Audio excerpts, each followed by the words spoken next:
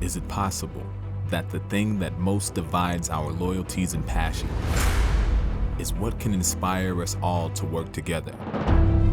For centuries, sports has played a major role in defining the civic identity of America.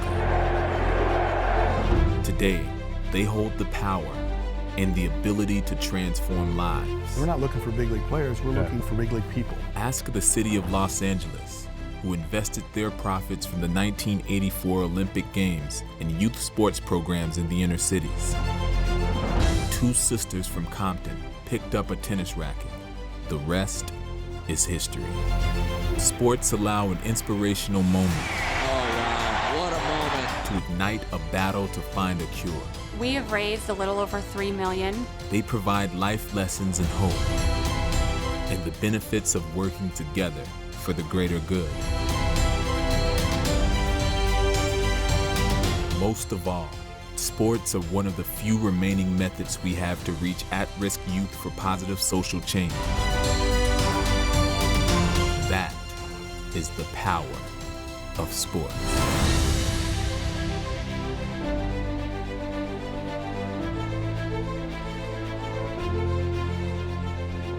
Welcome to the Power of Sports, presented by Group 1001. I'm your host, Rick Horrow. We're back in California. We're here in Los Angeles to talk about how sports is transforming lives in and around the City of Angels.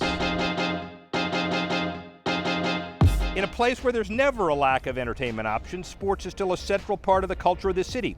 There is no shortage of teams and organizations using it as a platform to give back. This month, we'll profile how the two MLB teams in this area are helping raise up youth of this community.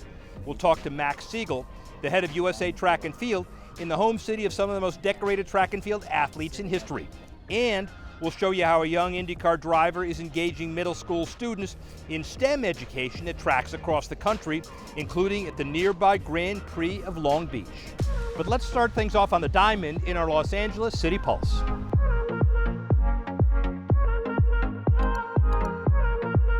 For the last 3 years, the Los Angeles Angels have awarded college scholarships through their Angel Scholars program. Individuals are selected based on a variety of factors, including academic achievement and community involvement. The Angel Scholar program started 3 years ago by Artie and Carol Moreno, our owners. They came to us with this proposal that they wanted to some way enhance scholarships to students in need. And so we have 39 kids now in the program. 99% are first generation college students. These kids are going to be successful. We're going to make them successful. We're giving them every opportunity. These kids are without a doubt some of the smartest kids I've ever met and overcame obstacles that I don't know if I could have overcome. They've overcome that and getting accepted at Harvard, getting accepted at UCLA, USC. These are kids that know what their future is, they have goals, and we're going to follow them all the way.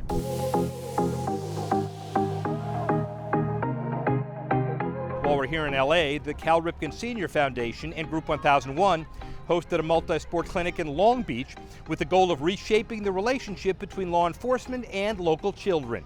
The Badges for Baseball program was created by the Ripken Foundation with a simple purpose: to get at-risk youth and law enforcement together to play and learn.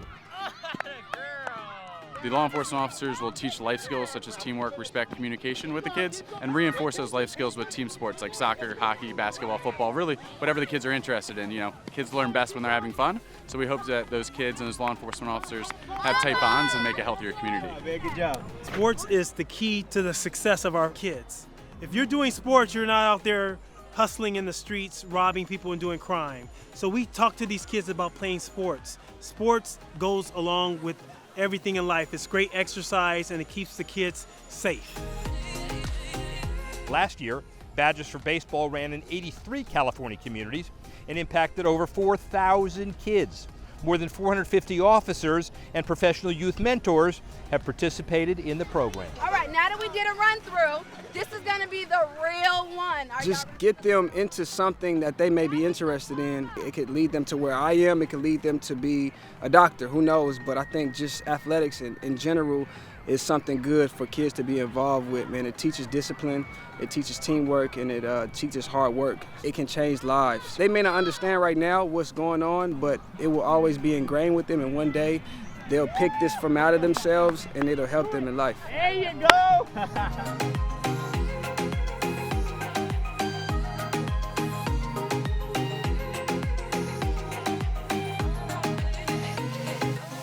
When we come back on Power of Sports, a conversation with the CEO of USA Track and Field, Max Siegel.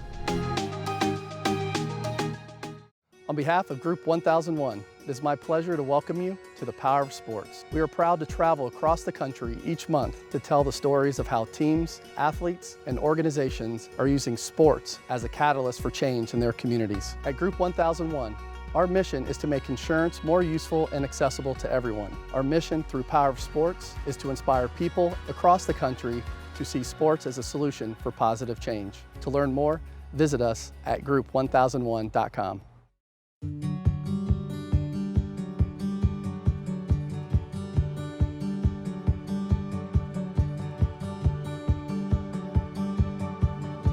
There is no argument that the United States is the world superpower in track and field, having won more Olympic medals than the next 5 nations combined.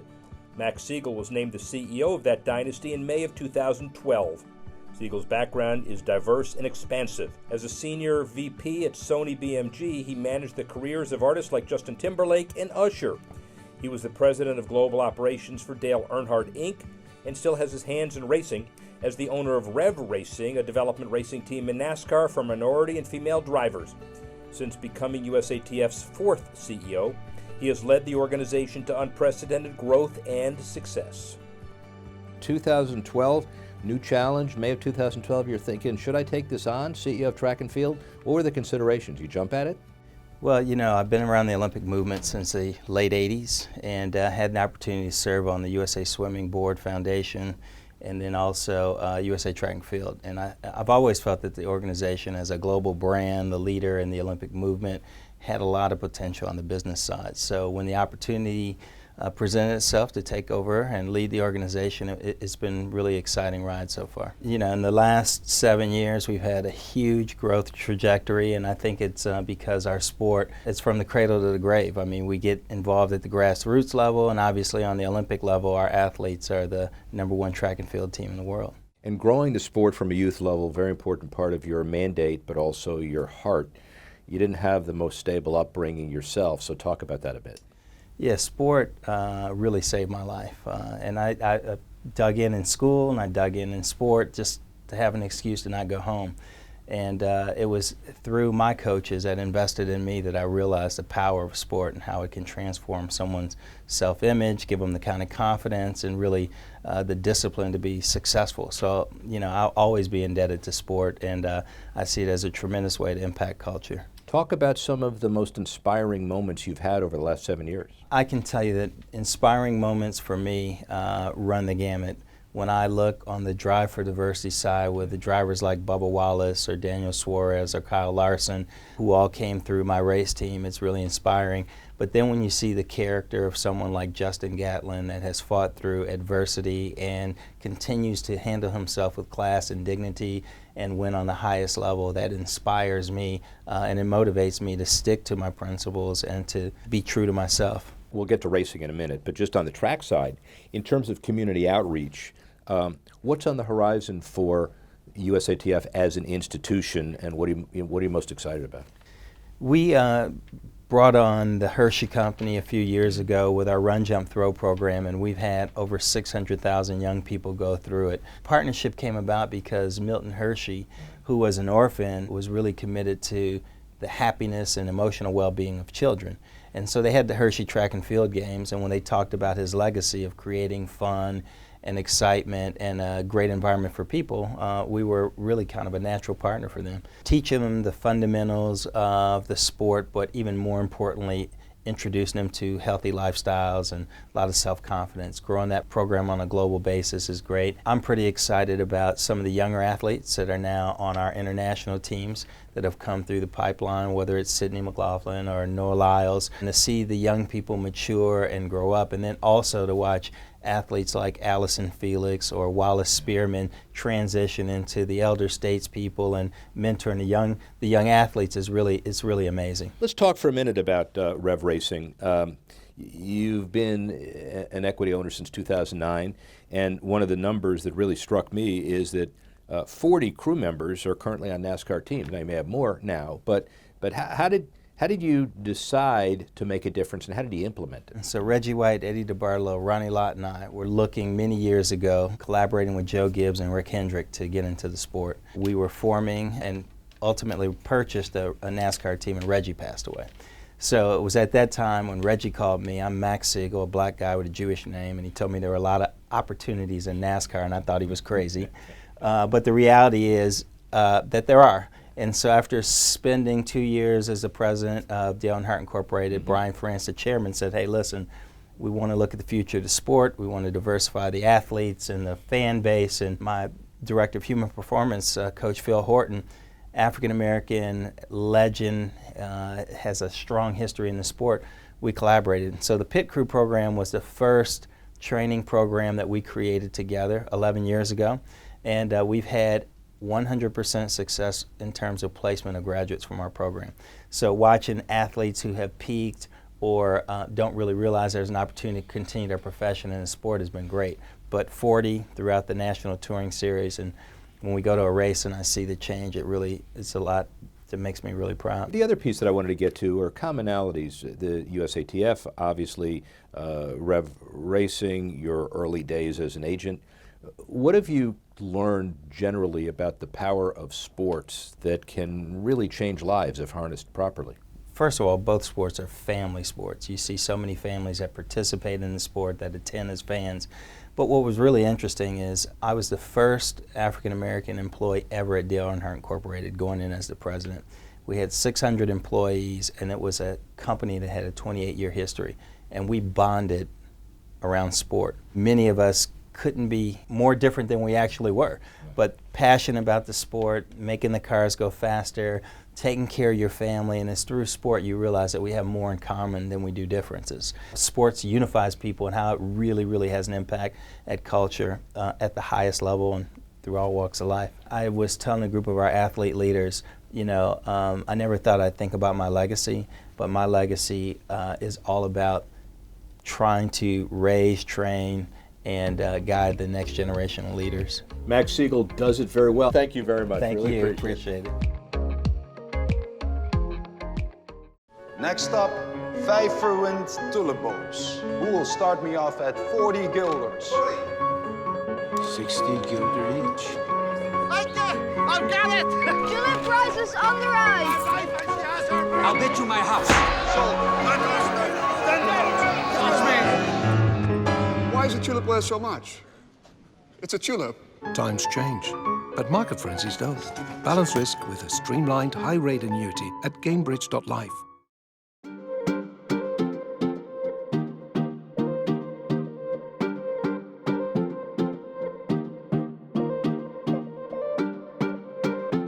At the ripe young age of 24, Zach Veach is one of the rising stars on the IndyCar circuit.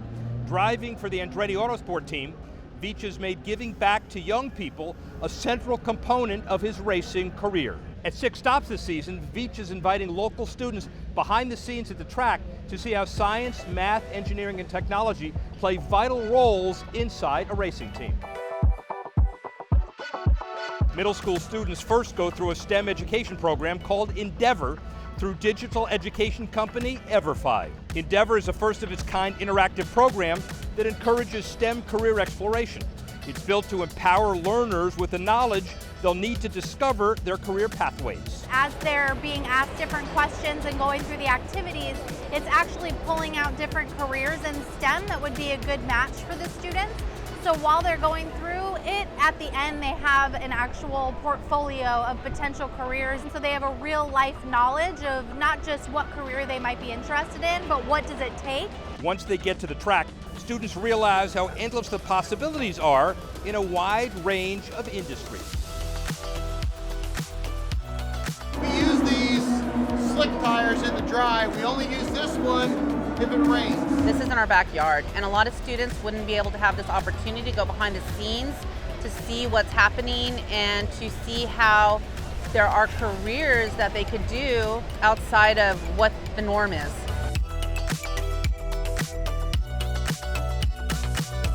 We're fortunate enough to feature Zach Veach, our driver. He's a natural. Kids just really connect with him immediately, and it's one of those magical things that he has. You see it right away, so we're really fortunate to have him as our spokesperson. And this car here has a top speed of 242 miles an hour. So that's covering the distance of a football field every single second.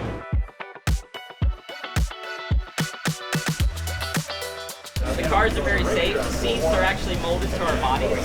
So basically, to drive this thing comfortably, the only person that can sit in this car is myself. The pedals are exactly where they need to be for me. The seat is molded completely to my body, basically like a glove. And the steering wheel actually has my fingers molded into it. So when I have my gloves on, it fits my hands perfect. Because when your life depends on the steering wheel basically and you're hanging on to it for 2.5 hours, it should be a pretty easy fit. The most interesting thing I've seen today was the garage, where the team of people work together to help the driver. You know, they're interested in different stuff. Some are science, some are math, but they work together to make this amazing creation. For students, I guess it feels tangible and they can actually see themselves doing different sports careers or see themselves in STEM. The idea is these are cool jobs that they might want to do in the future, and that we can kind of inspire them to see themselves in careers that they probably haven't already. I'm sure it's going to have a lasting impact. Here at Power of Sports, we're proud to join Zach in the Group 1001 family to promote sport and education and also develop STEM. When we come back, our monthly look at the work at Fields and Futures in Oklahoma City.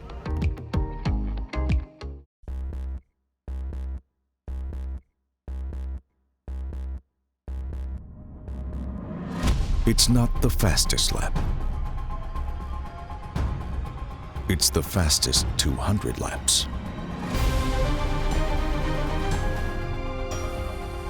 In both racing and investing, bold and steady wins. Balance risk with Cambridge, presenting sponsor of the Indianapolis 500.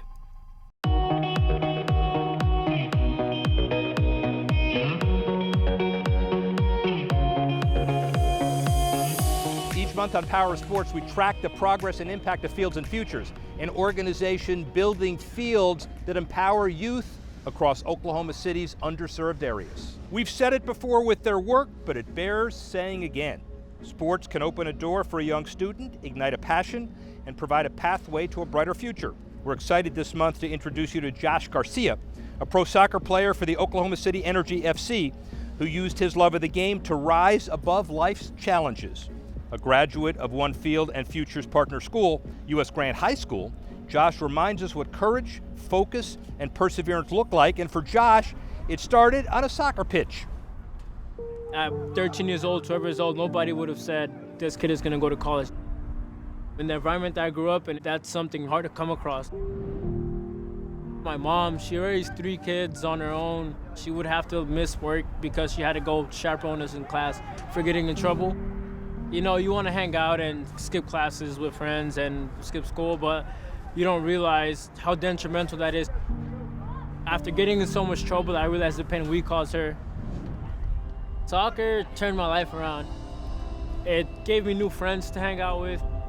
Things that were heavy influences in my life started to get smaller and smaller, and the positives started showing. My breakthrough was my junior year in high school. That's when I started getting emails like, hey, number 8, I need him to contact me.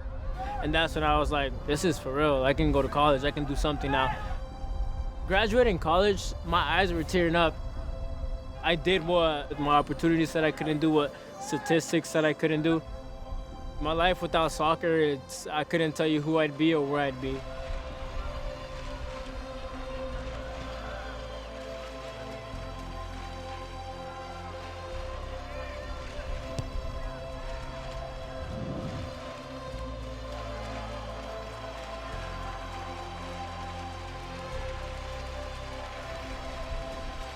Since I graduated from college, I always came back to help U.S. Grant High School.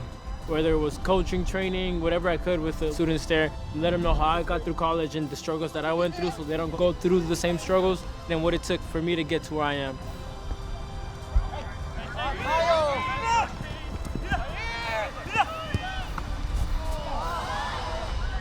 If we can change the culture, then it's like you can change the world. So it's like, who's next? Josh, thank you for setting such a great example for kids everywhere. We are cheering you on. When we come back, our monthly social spotlight. We all want a chance to grow, to use the present to impact the future. Every day, this field is a place to play for thousands of our students. And this place, this field, changes everything. This field is more because the future plays here.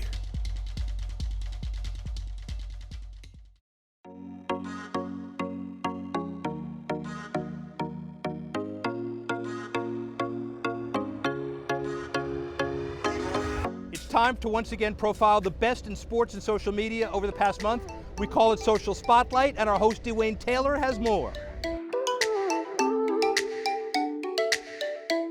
Thanks, Rick. Tennessee volunteer swimmer Maddie Bannock trained her whole life to be a world-class swimmer, but it has been her openness about her own mental health over the last 2 years that has transformed not only her life, but the life of others. At the NCAA Championships in 2017, Bannock had a panic attack and had to be taken from the meet in an ambulance. Battling depression since high school and upset that she let her team down, Bannock had decided to take her own life before being rescued at the last minute by teammates. She spent a month in residential treatment and has since become a vocal advocate for reducing the stigma around mental health in college athletics. Bannock's blog recaps the entire experience with the hope of helping others going through the same battles with anxiety and depression. The senior, who will graduate with a degree in kinesiology, capped her college swimming career by winning a national title in the 200-yard medley at the NCAA Championships. It's hard to believe that a player about to start a Division I basketball career was once told he would never talk or even walk for that matter. This fall, Kaylin Bennett will join the Kent State basketball team. The 6'10" center from Arkansas is likely the first student athlete with autism to sign a national letter of intent to play a team sport at the Division I level. Bennett did not walk until he was 4 years old and did not talk until he was 7. His mom credits basketball with changing his life, building his self-esteem, and teaching him the value of teamwork. Bennett hopes his story will inspire others with autism. He dreams of one day founding a charity that provides kids with autism places to go where they can just be themselves. That's your social spotlight for this month. Back to Rick in LA. That's it for Power of Sports this month. I'm your host, Rick Horrow. See you next time on Power of Sports, presented by Group 1001.